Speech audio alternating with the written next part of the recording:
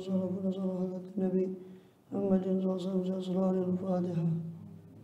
الرحمن الرحيم بسم الله الرحمن الرحيم الحمد لله رب العالمين الرحمن مالك يوم الدين إياك نعبد وإياك نستعين صراط الذين أنعمت عليهم غير المغضوب عليهم ولا الضالين رب اغفر لي ولوالدي وللمؤمنين آمين.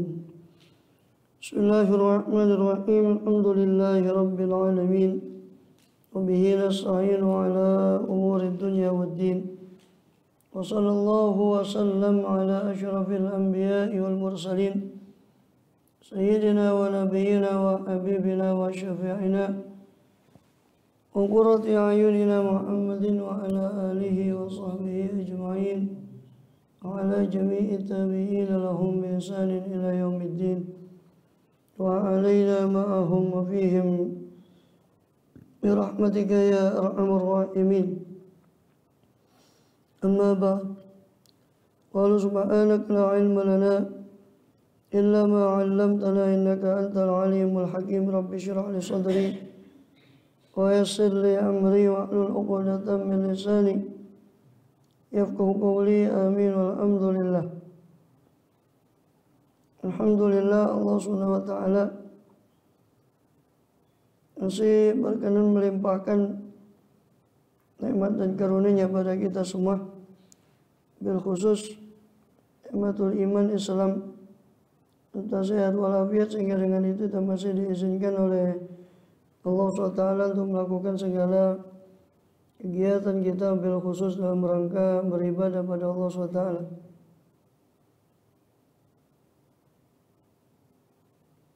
Kemudian kita masih melanjutkan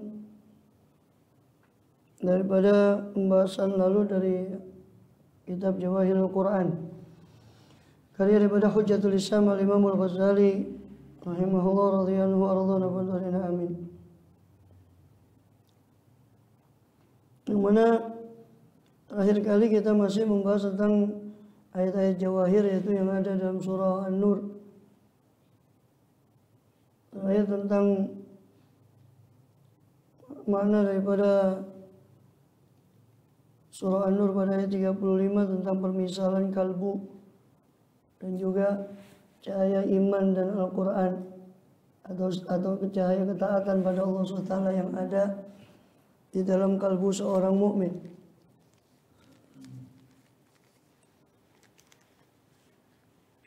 Yaitu dengan firman-Nya Allahu nurus samawati wal ardh mathalu nurihi kamishkatin fiha misbah dan seterusnya. Sampai pada fi buyutin adzinallahu an turfa'a wa yudhkara fiha ismuhu, yang mana cahaya iman yang ditambah dengan cahaya Quran atau ketaatan itu ibarat cahaya di atas cahaya, karena minyaknya saja yang dikatakan daripada min syajaratin mubarakatin zaituna la syarqiyah wa la gharbiyah, yang mana itu ada minyak yang pilihan sehingga yakadu zaituha yudhi'u walau lam tamsa sunar, hampir-hampir minyaknya saja daripada yudhi'u, dia memberi cahaya, walau lam tamsa sunar, meskipun tidak disentuh oleh api. Sehingga ditambah dengan cahaya yang lain maka dia menjadi nurun ala nur. Yahdillahu li nurihi may yasha. Allah memberikan hidayah kepada nurnya siapa saja yang dia kehendaki. Wa yadribul amthala linnas, dan Allah membuat permisalan untuk manusia. Allah bikulli syai'in alim, dan Allah Maha mengetahui akan segala sesuatu. Maka ketika Allah SWT menyebutkan ayat ini tentang permisalan bagi nur, cahayanya, cahaya petunjuknya dalam hati seorang mukmin, Maka Allah SWT menutup ayatnya dengan wa yadribullahul amthala linnas. Allah membuat permisalan-permisalan bagi manusia, dan Allah itu bikulli syai'in alim, maha mengetahui atas segala sesuatu, yakni dia maha tahu siapa yang berhak atas cahayanya itu dan siapa yang berhak atas idlal, siapa yang berhak atas hidayah dari Allah dan siapa yang berhak atas penyesatan. Dan memang sebagaimana diriwayatkan dalam Musnad Imam Ahmad bin Hanbal radhiyallahu anhu bahwa daripada sahabat Abu Sa'id Al-Khudri radhiyallahu anhu, Rasulullah SAW bersabda bahwa al-qulubu arba'atun. Hati itu ada 4 macam. Ada qalbun ajrat, hati yang bersih, fihi mithlus siraj yuzhir, padanya terdapat semisal cahaya atau pelita yang terang. Qalbun aghlaf marbut, dan ada hati yang aghlaf, yang tertutupi dan terikat ala ghilafih, dan dia terikat pada penutupnya. Qalbun mankus, dan ada hati yang terbalik. Qalbun musaffa, dan ada hati yang terbuka. Amal qalbul ajrat, adapun hati yang bersih, maka itu adalah hatinya orang mukmin. Qalbul mukmin sirajuhu fihi nur, yang mana pelita yang ada di hati orang mukmin itu adalah nur, cahaya yang menerangi hati itu.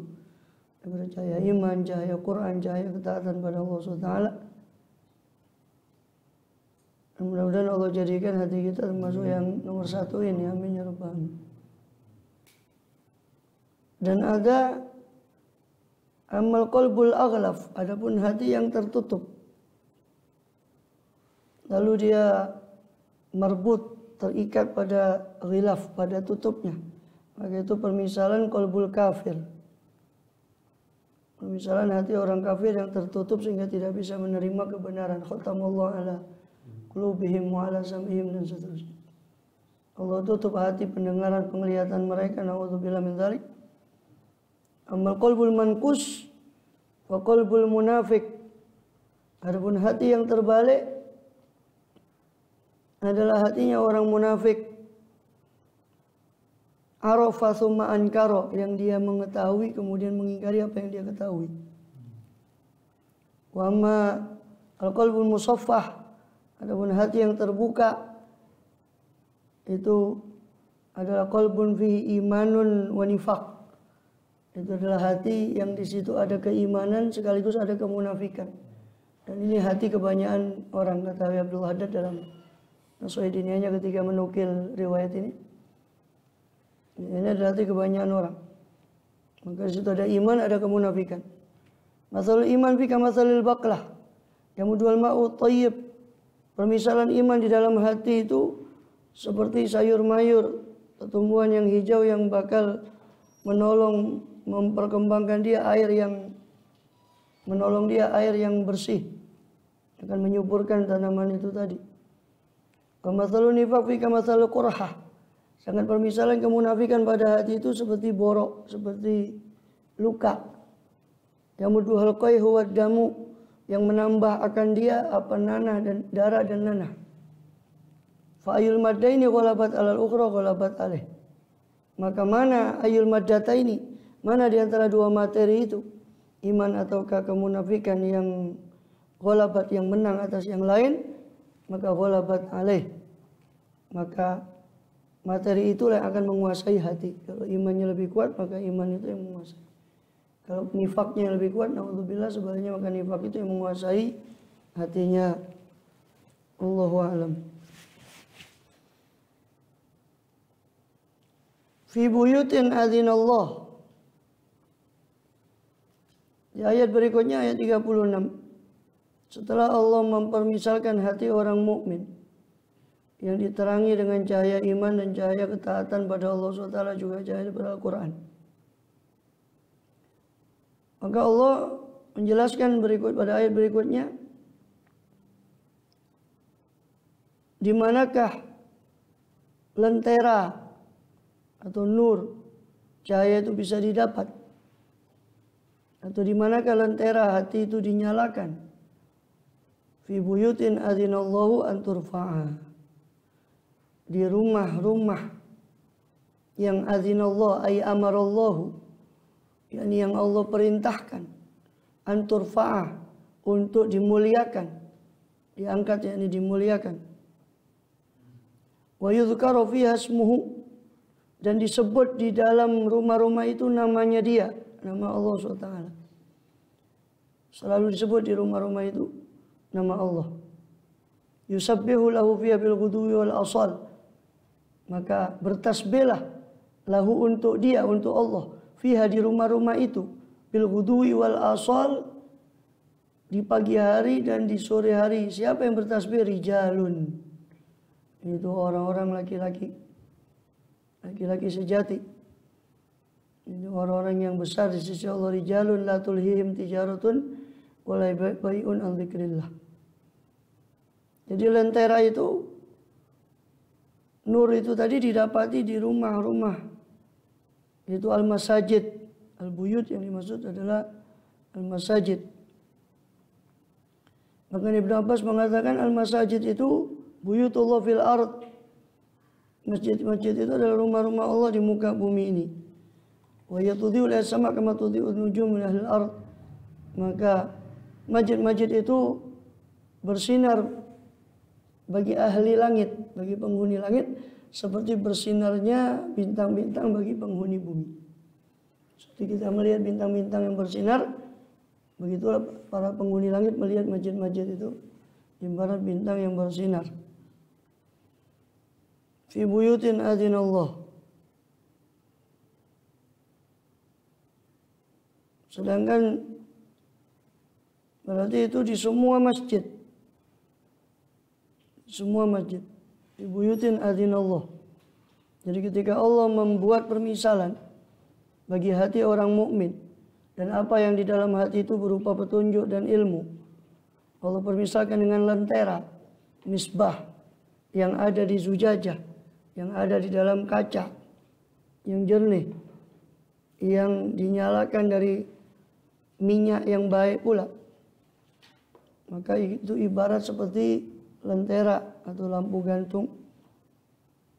Maka ketika Allah mempermisalkan hati itu seperti lentera, maka kemudian Allah menyebutkan tempat lentera itu tadi, yaitu di masjid, yaitu di tempat yang paling dicintai oleh Allah SWT. Sebagaimana sabda beliau sallallahu alaihi wasallam dalam riwayat Bukhari, inna habbal biladi ilallahi masajiduha wa abghadul biladi ilallahi aswaquha. Yang tempat yang paling dicintai dari satu negeri adalah masjid-masjidnya, dan yang paling dibenci dari satu negeri adalah pasar-pasarnya. Maka di tempat yang paling dicintai oleh Allah itulah nur atau cahaya itu dinyalakan, yang mana fi buyutin adzinallah, di rumah-rumah Allah yang Allah azina, ay amarallahu ay yurfa'a, ay amarallahu ay yarfa'aha. Allah memerintahkan manusia untuk memuliakan masjid-masjid itu, ay bitathhiriha, yakni dengan mensucikan masjid-masjid itu daripada najis, baik najis dalam arti hissi, najis indrawi berupa benda-benda yang kotor, karena haram hukumnya mengotori masjid meskipun dengan benda yang suci. Dan tidak semua yang kotor itu najis, seperti riak, ingus, ludah itu tidak najis tapi kotor. Maka haram hukumnya mengotori masjid dengan benda-benda yang kotor meskipun tidak najis. Fi buyutin adzinallahu an turfa', di rumah-rumah Allah yang Allah perintahkan untuk dimuliakan. Dimuliakan dalam arti disucikan daripada noda. Baik noda dalam arti noda kotoran yang nampak, maupun dalam arti kotoran-kotoran seperti ucapan dan perbuatan yang tidak layak. Sebagaimana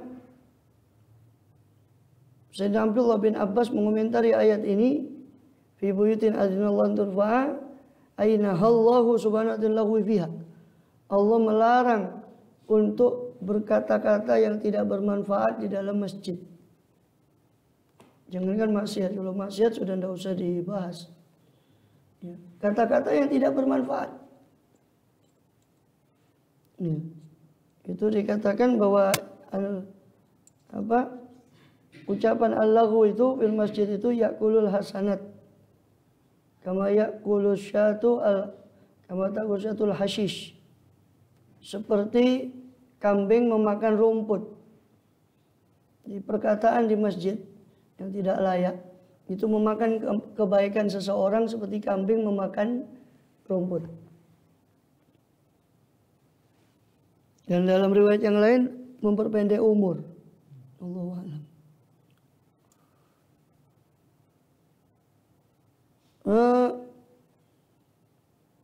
Dan di sini dikatakan fi buyutin, di masjid-masjid. Ya. Maka mengandung pengertian masjid secara umum. Meskipun ada yang menafsirkan ini masjid-masjid secara khusus. Yaitu sebagaimana dalam riwayat daripada Ibn Buraidah tentang firman Allah fi buyutin ini, inama hiya arba'atu masajid lam yabni illa nabiyun. Yang dimaksud fi buyutin ini di rumah-rumah Allah adalah 4 masjid, yang mana 4 masjid itu tidak dibangun kecuali oleh seorang nabi, yaitu Ka'bah yang dibangun oleh Ibrahim dan Ismail alaihissalam. Maka Allah jadikan itu sebagai kiblat, atau mereka berdua menjadikan itu sebagai kiblat dan menghadap Allah. Baitul Maqdis yang dibangun oleh Daud wa Sulaiman alaihissalam. Masjid Nabawi di Madinah banahu Rasulullah SAW yang dibangun oleh beliau SAW. Masjid Quba dan Masjid Quba yang dibangun, yang dikatakan ussisa ala taqwa, yang banahu Rasulullah SAW, yang juga dibangun oleh Rasulullah SAW sebelum membangun Masjid Nabawi. 4 masjid itu yang dimaksud menurut sebagian ahli tafsir fi buyutin adzinallah.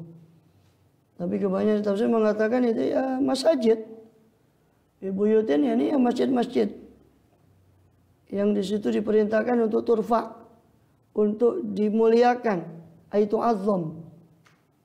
La yadhkuru fi al-khana minal qaul, tidak diucapkan kata-kata kotor di situ, di masjid itu. Ya. Fi buyutin adzinallahu an turfa'a. Bahkan diriwayatkan oleh Ka'ab al-Ahbar bahwasanya inna fit Taurat maktuban, bahwa sesungguhnya di dalam Taurat itu tertulis ala inna buyuti fil ardi al masajidu. Ketahuilah sesungguhnya rumah-rumahku di bumi itu adalah masjid-masjidnya. Wa inna man tawaddu'a fa ahsana wudu'ahu. Maka sesungguhnya siapa orang yang berwudu lalu memperbagus wudunya, tsumma zarani fi baiti, kemudian dia mengunjungiku di rumahku, akramtuhu, aku akan muliakan dia.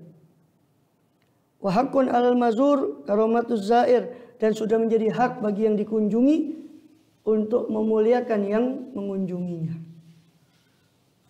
Kita bisa bayangkan kalau kita ke rumah seorang yang kaya raya dan dia karom, dermawan, ahli tamu, senang pada tamu sebagainya, maka kita bisa bayangkan bagaimana hormat dia kepada tamunya.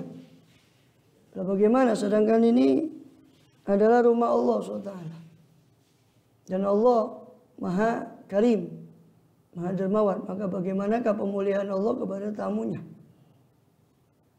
Ya tentu bukan dengan pemuliaan dalam arti makna zahir. Ya. Fahaqqun 'alal mazur an yukrima zairah, maka sudah menjadi hak bagi yang diziarahi, dikunjungi, untuk memuliakan yang mengunjunginya. Dan juga banyak nas yang menganjurkan untuk membangun masjid serta memuliakannya. Dan mewangikan masjid tersebut. Di antaranya dikatakan bahwa dari Amirul Mukminin Utsman bin Affan radhiyallahu anhu. Kata Sayyidina Utsman, saya mendengar Rasulullah SAW yaqul, bersabda, "Man bana masjidan yabtaghi bihi wajhallah."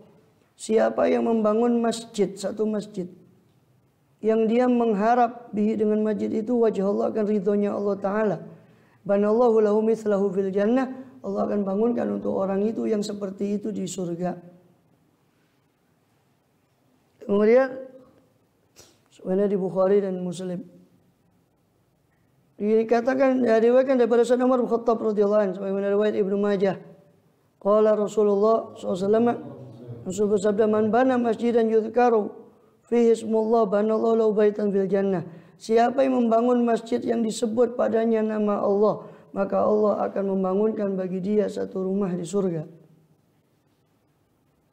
Dan begitu juga kalau dalam riwayat yang lain itu, man bana lillahi masjidan walau kamafhasi qatatin banallahu lahu baitan fil jannah. Siapa orang yang membangun masjid meskipun seperti satu galian burung koto, satu jenis burung, satu cakaran, ketika burung itu mencakar satu tanah. Siapa yang membangun man bana lillahi, hanya karena Allah, masjid dan satu masjid, walau kama fasikototin, meskipun kecilnya seperti satu cakaran daripada burung koto, maka Allah akan bangunkan dia satu rumah di surga. Maka begitu juga di dalam sabda yang lain dari Siti Aisyah radhiyallahu anha. Beliau qalat, berkata Siti Aisyah, amara Rasulullah SAW bi bina'il masjid fid dur wa an tunadhaf wa tutayyab. Sebenarnya riwayat Ashabus Sunan kecuali Nasa'i, dan diriwayatkan oleh Imam Ahmad. Juga Ashabus Sunan yang tiga selain Nasa'i, Abu Dawud, Ibnu Majah dan Tirmidzi, bahwa Siti Aisyah mengatakan Rasulullah SAW memerintahkan untuk membangun masjid dan supaya masjid itu diwangikan, tunadhaf wa tutayyab, supaya masjid itu dibersihkan dan diwangikan. Rasulullah memerintahkan membangun masjid fiddur, di kampung-kampung. Rasul SAW memerintahkan untuk dibangun masjid itu di kampung-kampung, di setiap perkampungan, dan memerintahkan supaya tutayyab, tunadzafu wa tutayyabu, supaya masjid itu dibersihkan dan diharumkan. Wa an tunadzafa wa tutayyaba. Dikatakan, adapun di dalam Bukhari, Sayyidina Umar pernah ketika memimpin renovasi terhadap Masjidil Rasul SAW, Masjid Nabawi di Madinah, beliau mengatakan, ibni linnasi mayukinnuhum, bangunlah untuk orang itu apa yang menaungi mereka. Wa iyyaka an tusaffir utuhammir, hati-hati kamu daripada memerahkan atau menguningkan, ini membangun secara berlebihan. Cukup yang menaungi daripada orang itu. Ini masjid itu cukup sekiranya dia bisa beribadah dengan nyaman di situ, tanpa perlu berlebihan. Ya memang seperti Ibnul Munir dalam Fathul Bari dikutip oleh Ibn Hajar Asqalani menjelaskan, kalau memang di sekitar masjid itu ada rumah-rumah seperti sekarang yang lebih bagus, masa iya rumahnya Allah Ta'ala paling jelek sendiri di antara jajaran rumah itu? Ya nggak pantas juga. Intinya kita bisa gabungkan bahwa yang nggak pantas juga kalau memang itu seolah-olah mengundang apa ya, sesuatu yang miris lah. Yang penting layak. Maksudnya tidak juga israf, tidak juga dengan mengatasnamakan, oh ini masjid harus di tampilannya itu harus wah, kemudian hanya membangun dengan berlebih-lebihan. Ya pasti Sekarang sudah banyak. Dan itu diantara apa? Diantara tanda kiamat. Bangunannya bagus, tapi kosong dari kemakmuran di dalam masjid.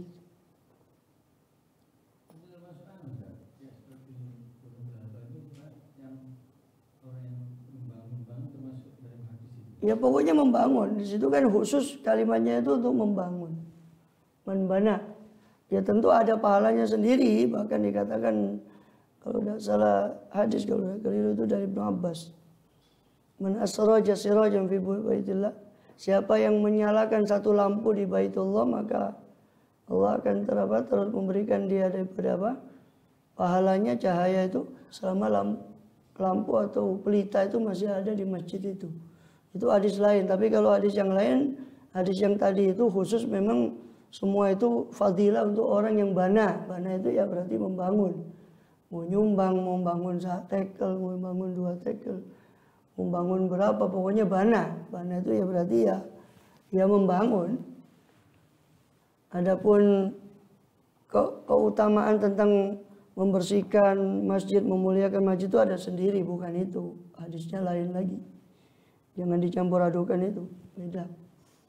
Kalau itu tadi memang jelas kalimatnya man bana lillahi masjidan, siapa yang membangun karena Allah satu masjid meskipun seperti cakaran satu burung koto itu, maksudnya meskipun kecil.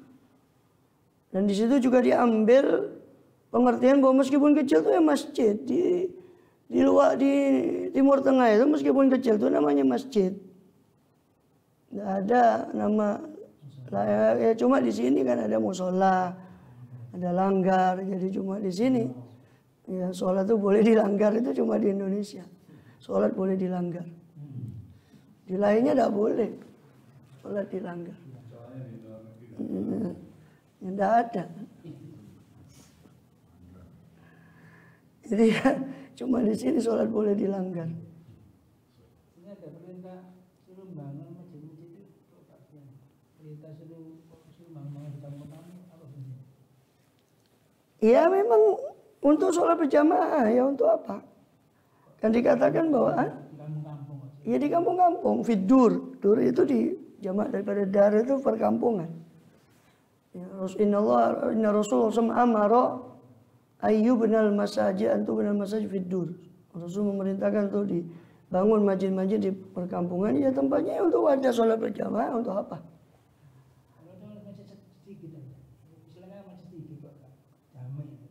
Ya lain, masjid jami itu kan memang khusus untuk Jumat. Ini kan masjid yang di kampung dia, termasuk ya masjid-masjid kecil. Termasuk kalau kita lihat ke KBBI, ya kan Kamus Besar Bahasa Indonesia, bahwa langgar itu termasuk di situ diartikan masjid kecil. Di Kamus Besar Bahasa Indonesia itu langgar itu diartikan, diterjemahkan sebagai masjid kecil, termasuk musola. Ya maka sebetulnya ya itu juga masjid.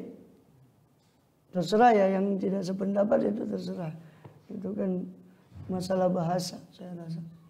Sebab kalau itu enggak disebut masjid, terus masjid itu harus pakai wakaf masjid, tidak boleh diterjemahkan ke dalam bahasa lain. Sedangkan kita mengenal ada Moskow, ada bahasa-bahasa selain bahasa Arab, yang entahlah dia mengungkapkan masjid itu dengan bahasa masing-masing. Masa iya kita bisa katakan bahwa wakaf semua yang ada di Cina, yang ada di Rusia, yang ada di Turki, yang ada dengan bahasanya masing-masing itu apa tidak sah semua karena tidak menggunakan lafaz masjid? Kalau terserah, kalau kita tidak sependapat dengan itu, yang terserah. Karena bahasa itu banyak. Ya intinya bahasa apa yang di situ yang digunakan untuk menyebut masjid itu ya sudah itu bahasanya. Berarti ketika dia mengungkapkan dengan kalimat istilah tersebut ya maka istilah itu kan harus diterjemahkan menurut arti yang dipakai secara adat kebiasaan. Sangat jelas di KBBI itu dijelaskan bahwa langgar itu masjid kecil, termasuk langgar itu musola, termasuk di situ dikasih keterangan masjid kecil. Sudah jelas. Itu standar bahasa. Ya. Maka ya Yang dimaksud masjid di kampung-kampung itu jelas bukan masjid jami. Masjid jami itu kan perkampungan, itu artinya perkampungan kecil. Di Madinah itu ada berapa dur? Rasulullah mengatakan khairu duril ansor, ya, duri Bani Najjar. Sebaik-baik perkampungan Ansor itu adalah perkampungan Bani Najjar. Rasul menyebut berapa perkampungan? Perkampungan ini, perkampungan dulu Bani Abdul Asyad, dulu Bani Fulan.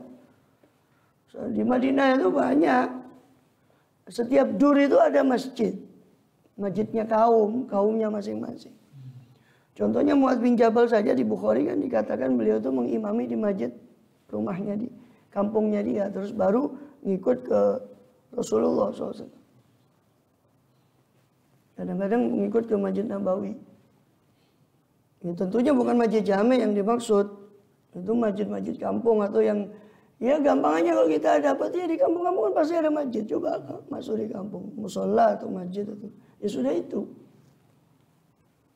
Ya. Kemudian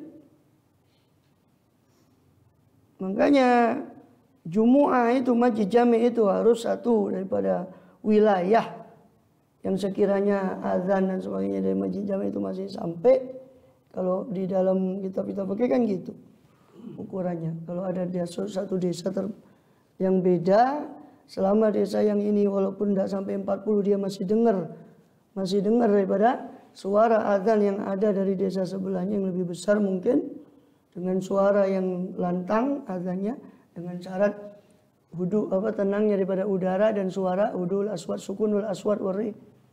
Itu masih sampai suaranya ke desa yang tadi, maka penghuni desa yang kecil tadi masih wajib ikut Jumat kepada desa yang sebelahnya itu. Itu namanya masjid jami. Nah kalau sudah masing-masing ini buat Jumatan sendiri, vulgarnya saya katakan ya sudah sholat zuhur aja, buat apa sholat Jumat. Jumu'ah itu hikmahnya itu mengumpulkan satu desa, itu dikumpulkan di satu tempat, seminggu sekali, sejumat sekali. Itu hikmahnya lah. Kalau sudah masing-masing ini ada Jumat sendiri, apa hikmahnya Jumatan? Masing-masing mau sendiri. Apa hikmahnya Jumu'ah itu? Yang dikatakan kumpul itu kan dikumpulkan dalam satu wilayah. Wilayah yang lebih luas dari sekedar kampung-kampung atau sekedar gang. Sekedar dur itu tadi. Itu lebih luas dari itu. Seperti yang sudah kita bahas tadi. Ya. Kemudian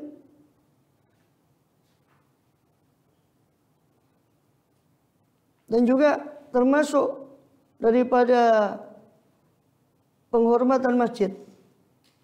Ya. Selain tadi itu dikatakan apa? Ya, dikatakan termasuk penghormatan masjid adalah tunadzaf wa tutayyab, dibersihkan dan diharumkan daripada masjid-masjid itu. Ya, dibersihkan dan diharumkan. Dan juga makruh untuk membangun masjid itu secara israf, berlebihan. Maka bahkan dikatakan oleh dalam riwayat Ibnu Majah dari Sayyidina Umar, Rasulullah SAW bersabda, "Masa'a amalu qaumin qattu illa zakhrafu masajidahum." Tidaklah menjadi buruk amal satu kaum sama sekali, amal dari kaum-kaum terdahulu sama sekali, kecuali mereka menghias masjid mereka. Maka itu dianggap suatu amal yang buruk. Atau menunjukkan keburukan amal mereka adalah ketika mereka menghias masjid mereka.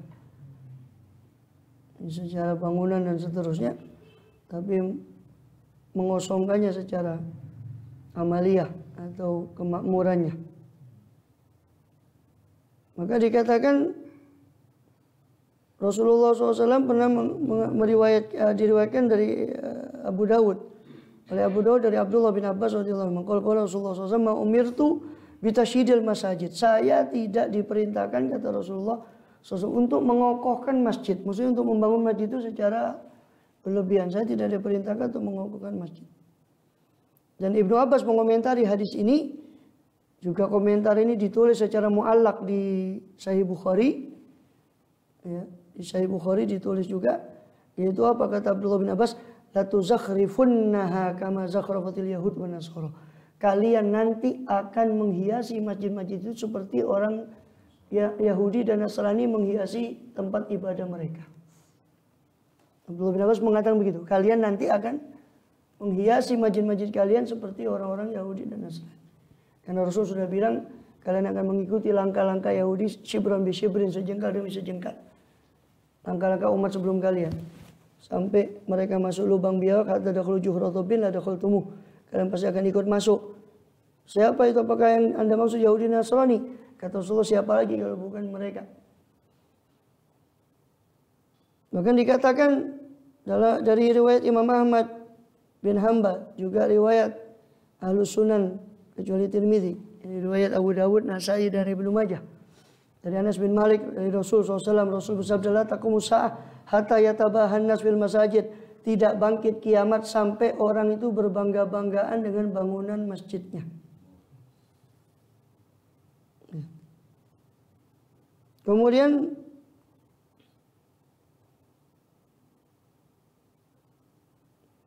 bahkan dari Buraidah radhiyallahu an,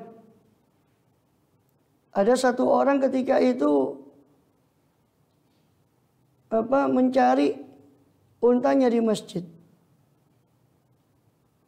dan mengatakan, manda ila jamil ahmar, siapa yang bisa membawa kembali daripada unta yang merah? Maka Nabi SAW langsung menyaut, la wajattah, engkau tidak akan mendapati untamu. Karena dia bengok-bengok cari barang hilang itu di dalam masjid. Maka Rasul langsung mengatakan, la wajattah, semoga kau tidak mendapati kau punya barang. Itu Rasul langsung mengatakan, innama buniyatil masajid lima buniyat lau. Hanya saja masjid itu dibangun untuk tujuan yang mana dia dibangun untuknya. Ini bukan untuk urusan-urusan seperti itu. Masjid itu untuk zikir, untuk yuzkaru fi asmuhu, nanti akan disebutkan situ disebut nama-nama Allah, untuk dimuliakan, untuk zikir kepada Allah SWT pagi dan sore. Jadi bukan untuk sekedar hal-hal duniawi seperti mencari barang yang hilang dan sebagainya. Kemudian juga dipertegas lagi itu dengan hadis dari Amr bin Shu'aib, dari ayahnya, dari kakeknya. Dari ayahnya yaitu Shu'aib bin Muhammad, dari kakeknya itu Abdullah bin Amr bin As. Dia berkata, Amr bin As berkata, kakeknya itu radhiyallahu anhu, Rasulullah SAW anil bai'i wal ibtiya. Rasul SAW melarang daripada menjual dan membeli di masjid. Wa antana syudil ash'ar fil masajid, dan Rasul melarang daripada melantunkan syair di masjid. Tapi ini maksud adalah syair-syair yang yang tidak berisi daripada hal yang bermanfaat, yang berisi omongan yang kosong dan sebagainya, apalagi maksiat, dan tidak usah dibahas kalau maksiat. Dikecualikan daripada itu ada syair-syair yang berisi daripada nasihat atau isi-isi yang baik, yang itu juga mendekatkan pada Allah sesuai, tidak bertentangan dengan fungsi masjid itu sebagai sarana untuk mendekatkan diri kepada Allah Ta'ala, maka itu tidak dilarang. Dalilnya apa? Di dalam Bukhari, dalam Sahih Bukhari dikatakan bahwa Hasan bin Thabit itu pernah melantunkan syair di masjid itu. Kemudian Sayyidina Umar bin Khattab radhiyallahu anhu melarang. Dibilang sama Hasan bin Thabit, bagaimana engkau melarang sedangkan aku melantunkan itu di hadapan orang yang lebih baik dari engkau, yaitu Rasulullah SAW. Dan Rasul tidak melarang saya. Artinya Hasan bin Thabit ketika itu hanya melantunkan syair-syair tentang Rasul, puji-pujian pada beliau SAW tentang Islam, maka itu tidak dilarang. Kemudian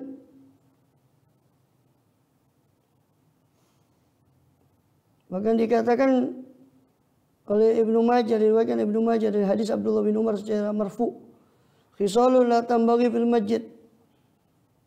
Ada beberapa perkara yang tidak seyogianya dilakukan di masjid, yaitu jangan menjadikan masjid itu jalan. La yutakhudhu tariqan. Bisa lewat jalan lain selain masjid itu. La yushar fi silah, tidak boleh dihunus senjata di dalam masjid.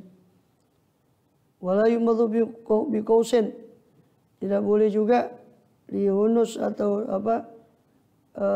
busur panah di situ. Tidak pula nablun, anak panah. Bahkan dalam hadis Bukhari itu dikatakan siapa yang bawa daripada anak panah atau lembing atau sebangsanya dan dia melewati masjid, hendaknya dia falyumsik bini soleh, maka hendaknya dia pegang daripada bagian yang tajam itu daripada anak panah itu, supaya tidak terkena orang-orang yang beriman, orang-orang mukmin lain.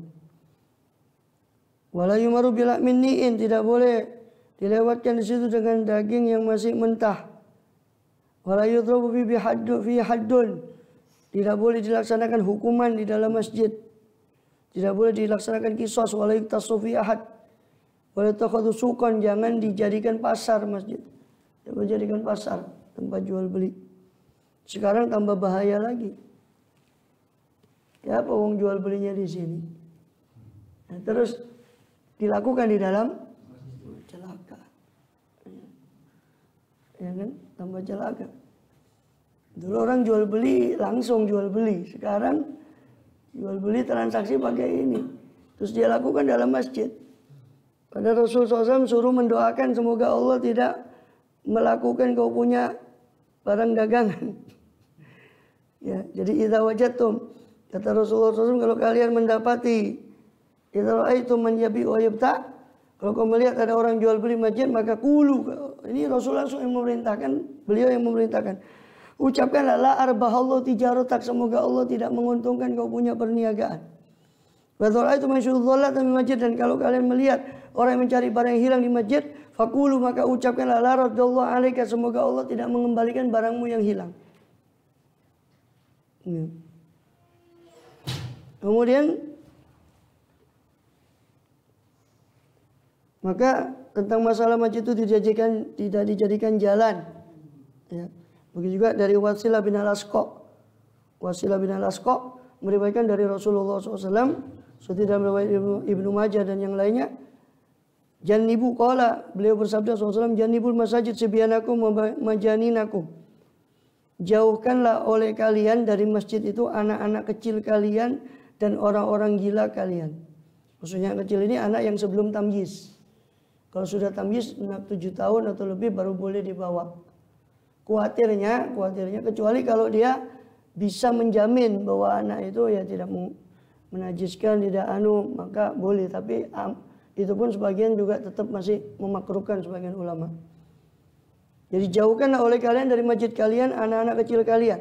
Wa majaninakum, orang-orang gila kalian dari masjid itu. Jangan sampai ya, kalau di Indonesia sudah ramai lah orang gila masuk masjid, katanya malah mencelakai imam masjid, katanya ODGJ, orang dalam gangguan jiwa. Innalillahi wa inna ilaihi rajiun.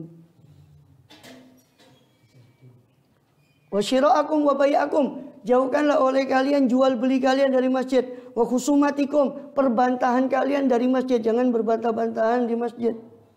Wa raf'u aswatikum, jauhilah daripada mengangkat suara kalian di masjid, yaitu berteriak-teriak. Wa iqamata hududikum, jauhilah menegakkan had daripada masjid itu.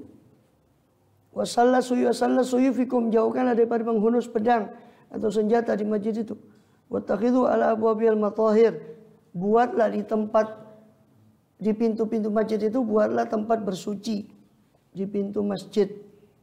Wajamiru fil Jumat, dan berilah ukupan ketika Jumat masjid itu. Itu perintah dari beliau SAW. Ya diukup, diwangikan oleh pedupaan supaya wangi pada Jumat, pada hari-hari Jumat. Disuruh membuat tempat bersuci di pintu-pintu masjid. Ini juga ya harus diperhatikan. Jadi orang yang mau membangun masjid itu jangan dia langsung wakafkan semua untuk masjid, akhirnya jadi masjid semua itu. Terus bagaimana kalau sudah jadi masjid semua? Ini umpama dia katakan tanah saya wakafkan sebagai masjid yang ini, maka otomatis dengan pelafalan itu jadi masjid semua. Walaupun belum ada bangunan, orang haid tak boleh masuk situ. Orang junub tak boleh. Celakanya lagi kalau sudah begitu, kadang habis dibangun masjid, dibangun WC di sini, padahal ini sudah jadi masjid. Itu harusnya tak boleh. Seperti tadi, solusinya orang kan tidak boleh mengumumkan benda yang hilang di masjid. Seperti di Ampel itu kan ada tempat informasi, tapi itu kan di luar masjid. Nah, harusnya idealnya seperti itu. Makanya saya ketika bahas masalah seperti ini di masjid-masjid itu saya jelaskan bahwa lebih baik kantor takmir itu dibuat di luar masjid. Walaupun mau dia ada tembusan terserah lah, tapi dibuat di luar area masjid sehingga dia mau mengumumkan apa itu ada dari situ, dia ngumumkan di kantor, bukan di dalam masjid. Nanti ngumumkan urusan duniawi di masjid, ngumumkan apa macam-macam di masjid, termasuk barang hilang, nggak boleh. Makanya idealnya itu dia buat di luar masjid, kantor takmir atau informasi apalah namanya, itu di luar area masjid. Iya semuanya, iya. Iya itu fasilitas masjid. Jadi umpama dia katakan ini tanah saya dari sekian sampai sekian ini saya wakafkan untuk masjid. Sisanya untuk fasilitas. Mau parkir, mau apa terserah lah. Gitu. Kalau mau bangun TPQ ya berarti ya dibagi lagi. Sisanya yang sekian ini untuk pendidikan, taman Quran atau apalah isinya. Baru setelah itu yang tersisa itu untuk fasilitas. Ini dia harus jelaskan. Atau kalau dia tidak mau ruwet, bangun dulu. Bangun dulu, setelah jadi sudah ada masjidnya, ada hammamnya, ada ini. Nah, ini dia tunjuk masjidnya ini. Yang ini bangunan masjid ini saya wakafkan sebagai masjid. Sudah jelas. Yang lainnya wakaf sebagai fasilitas. Nah, sudah jelas. Jadi dia bangun dulu baru dia. Ya. Dia bangun dulu. Sudah jadi baru dia wakafkan. Sudah jadi bangunan, bukan sketsa. Sudah jadi, baru dia wakafkan. Kan sudah ada, hammamnya sudah sendiri. Jangan langsung dia wakafkan dulu, dia bangun. Ini rencana saya mau buat masjid. Belum dia lafalkan. Sudah dibangun, bangun, selesai. Masjidnya sudah ada, hammamnya sudah ada. Dia katakan ini saya wakafkan sebagai masjid. Sisanya untuk fasilitas. Sudah jelas kan? Karena sudah ada bangunannya. Itu seperti itu. Atau tadi itu dia niatkan baik itu ya mau sketsa mau surat tanahnya dia niatkan pokoknya tanah saya atau dia wakafkan ada saksinya yang penting. Ya, karena saksi itu untuk memperkuat saja sebetulnya ketika terjadi takut khawatir terjadi apa? Cekcok.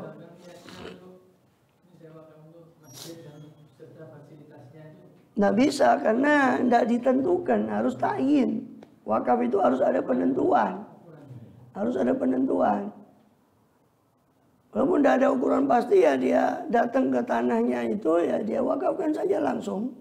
Wah ini mulai dari sini sampai sana itu saya wakafkan sebagai masjid. Sisanya saya wakafkan pula sebagai fasilitas atau penunjang masjid. Terserah.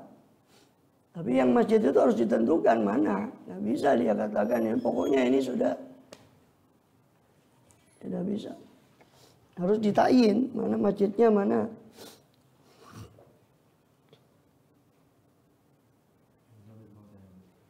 Ya.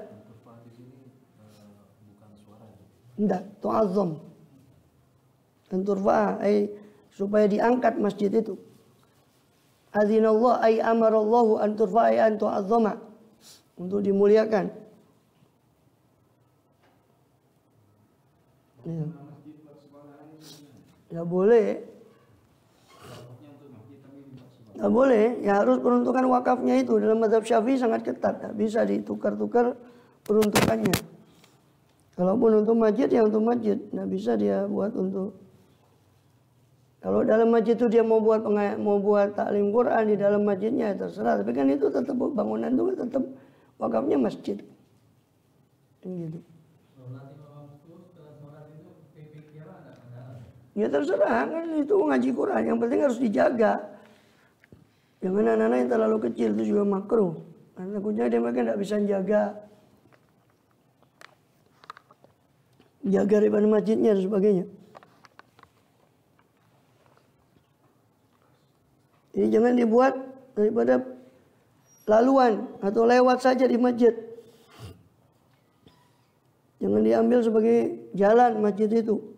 Para ulama memakruhkan itu. Kecuali karena memang hajat. ada keperluan yang sangat ya.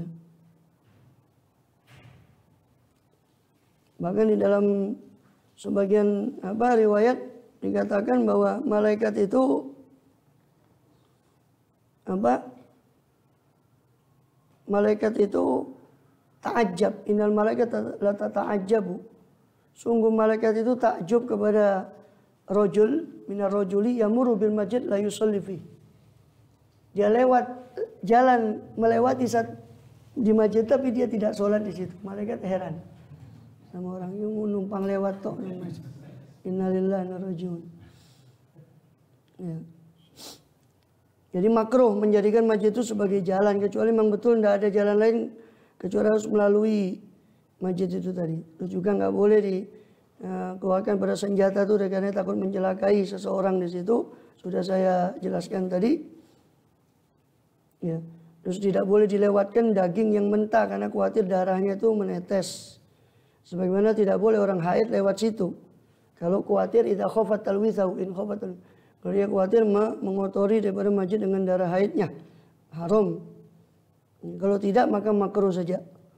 Dan makruh untuk tidak boleh juga untuk yudrafi haddun wala yuktas, tidak boleh kisos di masjid, tidak boleh menegakkan hukuman had di masjid. Ya.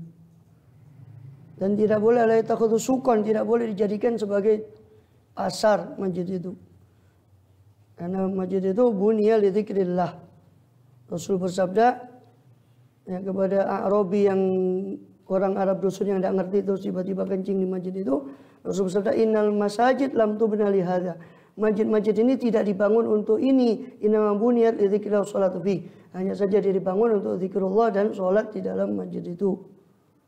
Ya. Kemudian begitu juga disuruh dalam hadis Ibnu Majah tadi untuk menjauhkan dari anak-anak kecil. Karena mereka terkadang bermain di masjid. Ya.